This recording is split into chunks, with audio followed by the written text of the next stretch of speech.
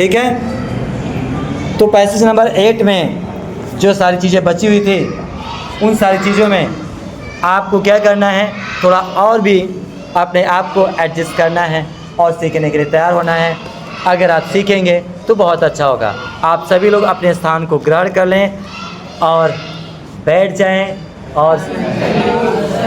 और light of knowledge, light of mind, जो दिमाग की बत्ती है, जो ज्ञान रूपी बत्ती है, उसको जला लें और पढ़ने के लिए तैयार हो जाएं। देखें क्या लिखा है। लिखा क्या है, पहली line, no one is born hating. क्या बात है भाई, इंपॉर्टेंट लाइन का सिलसिला जारी है। लाइनों को देखें। नो वन, कोई एक भी नहीं, इस बर्न, जन्म लेता है, हेटिंग, घृणा करने के साथ, एनदर पर्सन, दूसरे व्यक्ति से। मतलब कोई भी व्यक्ति जन्म से किसी दूसरे व्यक्ति से घृणा नहीं करता है, या जब जन्म होता है तभी से एक व्यक्ति दूसरे व्यक्ति से घृणा नहीं करता। भाई जन्म के दौरान एक छोटा सा बच्चा क्या ये जानता है मुझे किससे घृणा करना है? ये नेल्सन मंडेला साहब बता रहे हैं। क्या बता रहे हैं? कि no one is born hating and the person, कोई भी व्यक्ति जन्म से ही दूसरे व्यक्ति से घृणा नहीं करता। बात सच है कि नहीं? बिल्कुल सच है ना। अगली लाइन को देखते हैं। हेट किस चीज से करता है? Because of the colour of skin, ये चमड़ी के रंग को देख करके कोई भी व्यक्ति किसी दूसरे व्यक्ति के चमड़ी के रंग को देखकर जन्म से ही हेट नहीं करता। उसको क्या पता सारी चीज़ें?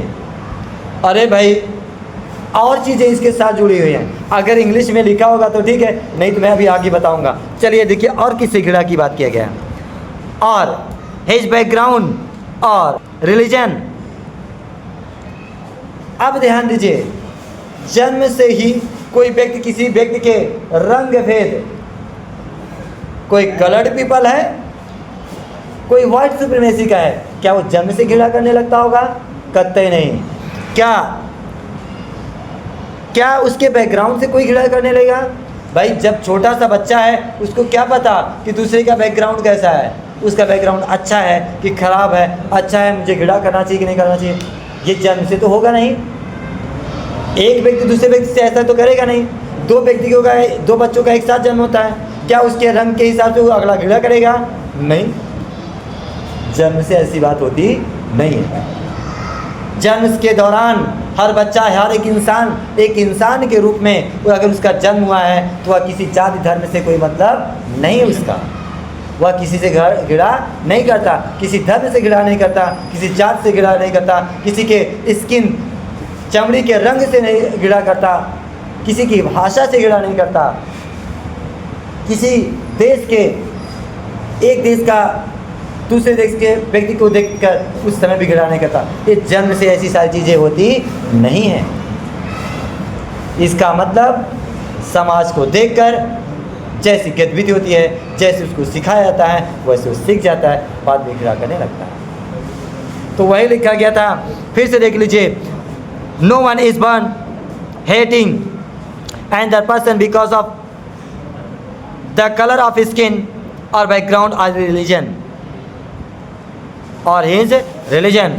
एक व्यक्ति दूसरे व्यक्ति के धर्म के हिसाब से, उसके बैकग्राउंड से, उसके चमड़ी के कलर से जन्म से घृणा नहीं करता। समझ में आ गया? आप किस धर्म के हैं, किस जाति के हैं, किस भाषा को बोलने वाले हैं, किस प्रांत से बिलोंग करते हैं, इसे जन्म से ही नहीं कभी घृणा नहीं करना चाहिए। जन्म से ही नहीं कभी भी घृणा नहीं करना चाहिए, क्योंकि जो चीज़ें इंसान ने बनाया है उसी में मतभेद है। जो चीज़ों को ईश्वर ने बनाया है उसमें कोई मतभेद नहीं। जैसे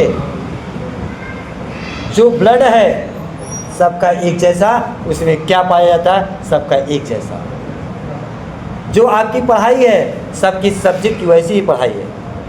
सबके लिए ईश्वर एक हैं, वो अलग अलग रूपों में कोई जानता है। तभी बताया क्या, किसी को किसी से घृणा नहीं करना चाहिए। आगे मैं चलता हूँ और आपको बताता हूँ। अगली लाइन देखिए क्या लिखा गया है। People must learn hate, people learn to hate. एक बार फिर से देखिए उस लाइन को।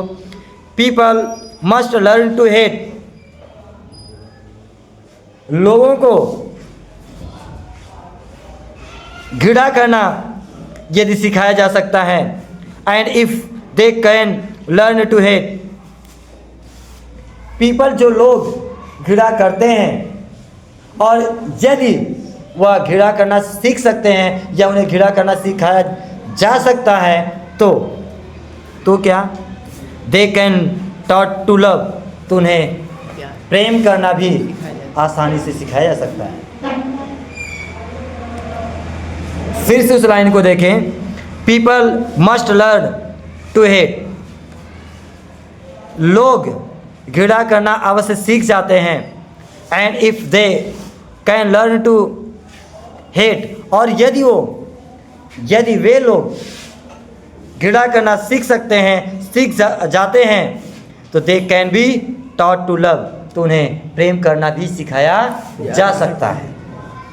अरे भाई, अगर हम ये बात कहें अरे पाकिस्तानी हैं, तो मैंने हेट करना सिखा दिया। अगर मैं ये कहूँ कि जो पाकिस्तान के लोग हैं, जो सही लोग हैं, वो हमारे देश के ही लोग तो थे, उनके पूर्वज तो हमारे देश के ही हैं, क्या ज़रूरत है हेट करने की? जो गलत कर रहा है उसको सज़ा मिल जाए। एक सामान्य व्यक्ति तो चाहे वो इंडिया का हो, चाहे पाकिस्तान का हो, चाहे अमेरिका का हो, अगर वह ह्यूमन बीइंग की क्वालिटी रखता है तो वह सर्वोपरि है। अगर गलत है तो वह किसी देश का हो, किसी संप्रदाय का हो, किसी जाति का हो, उसको सज़ा मिलनी चाहिए। यही तो नियम है। अगर हेट करना सिखा दिए तो उससे प्रेम करना भी तो सिखाया जा सकता है। बात समझ गए आप? आगे मैं चलता हूँ। ये बातें मेरी नहीं है भाई, ये बातें किसकी हैं? नेल्सन मंडेला साहब की हैं। आगे मैं चलता हूँ। लिखा गया है फॉर लव, क्योंकि प्रेम करना सीखना कम्स आ जाता है मोर नेचुरली, अधिक अच्छे से, अधिक स्वाभाविक रूप से। ज़्यादा प्रेशर नहीं करना है, ज़्यादा प्रेशर बल्कि हेट करने के लिए होगा। कोई हेट नहीं करता, बार बार आप चिल्ला चिल्ला कर कहेंगे अरे वो तो आपके लिए अहितकर है, लेकिन प्रेम करना आसानी से सिखाया जा सकता है। एक दूसरे के साथ प्रेम करके रहेंगे, एक दूसरे के साथ सम्मान के साथ रहेंगे, सब लोग मिलकर काम करेंगे तो देश नहीं, अपना देश ऊंचाई पर नहीं, उस ऊंचाई पे जाएगा जहाँ पर शायद कोई स्वप्न भी नहीं देख सकता। यहाँ तो हेट करना सिखा दिया जाता है। और नेल्सन मंडेला के देश में वहाँ तो हेट करने की चरम सीमा को पार कर गए थे लोग। घृणा पहले, प्रेम तो शायद सोचते ही नहीं। तो यही है सिस्टम। आगे हम चलते हैं, आपको बताते हैं। लिखा गया है for love comes more naturally to human heart than its opposite. Hate करने की अपेक्षा, मतलब प्रेम करना इंसान को अब स्वाभाविक रूप से बहुत आसानी से सिखाया जा सकता है।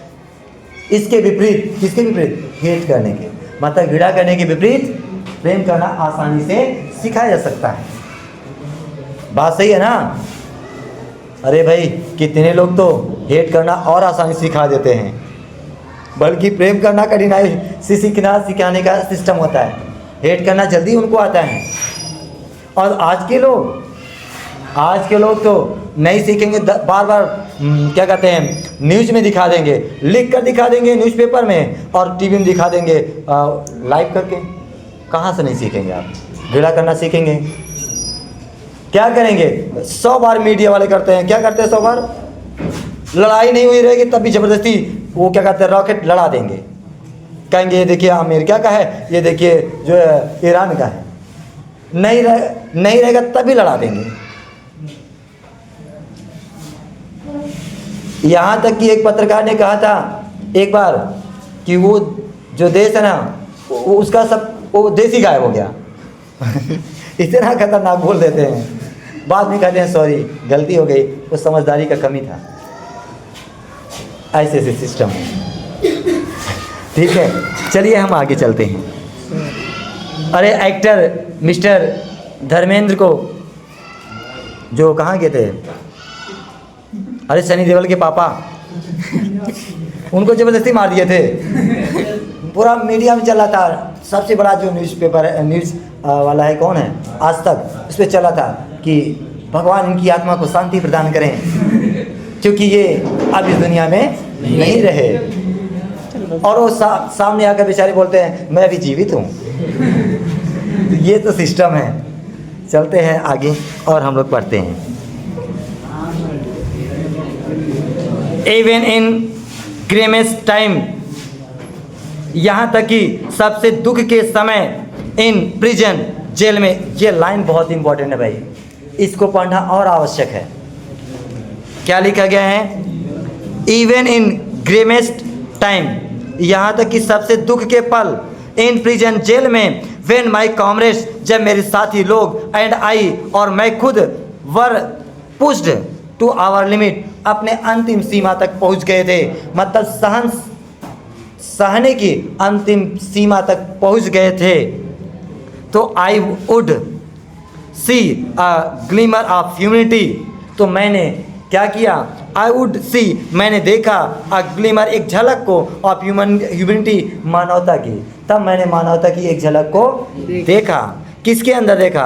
In one of the guard, एक गार्ड के अंदर, एक पुलिस जो होम गार्ड होते हैं, जो एक तरीके की पुलिस से थोड़ी छोटी जॉब होती है, अब तो मान लीजिए सिमिलर है, उस एक गार्ड को, एक पुलिस के अंदर एक छोटी सी मानवता की झलक को देखा। परहैप्स, शायद, जस्ट फॉर अ सेकेंड, शायद कुछ ही पल के लिए। इतना तंग कर देते थे, इतना तंग करते थे वाइट सुप्रीमेसी के लोग, यहाँ तक कि जेल में जब उनको रख दिया गया था तो सब लोग आते थे, कोई भी आता था इधर से सब लोग उनको प्रताड़ित करते थे, टॉर्चर करते थे। कभी कभी जितना मारने की, मतलब मारते भी थे उन लोगों को, उनके साथियों को। लेकिन वो लोग क्या किए? कह रहे हैं कि जब वो सहने की सीमा लगभग पार होने वाली होती है तो उसमें से एक गार्ड आता है जिसके अंदर एक सेकेंड के लिए, कुछ पल के लिए मानवता की झलक देखने का अवसर मुझे मिलता है, मैं पाता हूँ। वो करता क्या है? आगे देखिए।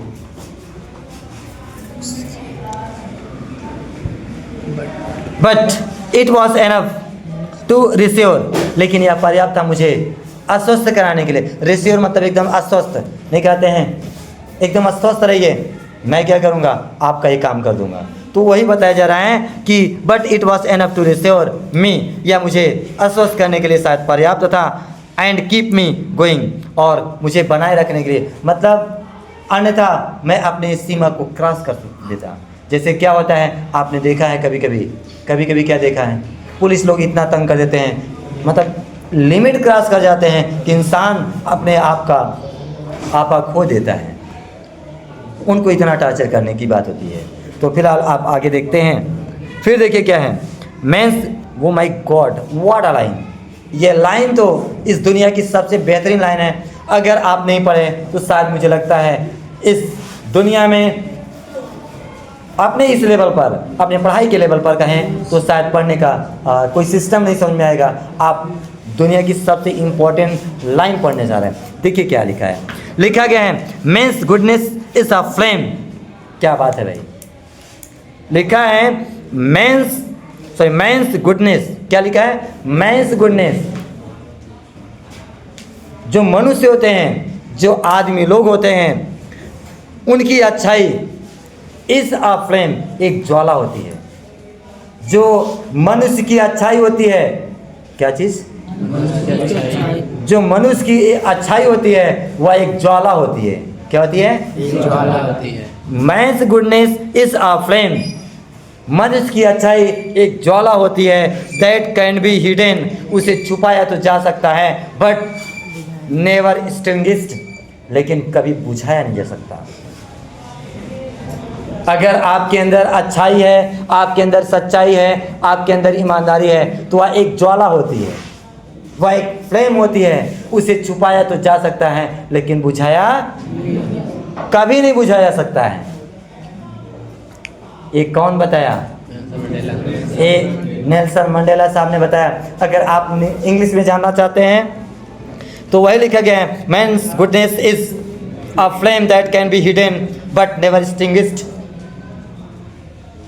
मनुष्य की अच्छाई एक ज्वाला होती है जिसे छुपाया तो जा सकता है लेकिन कभी बुझाया नहीं जा सकता। कमाल का लेसन है ना।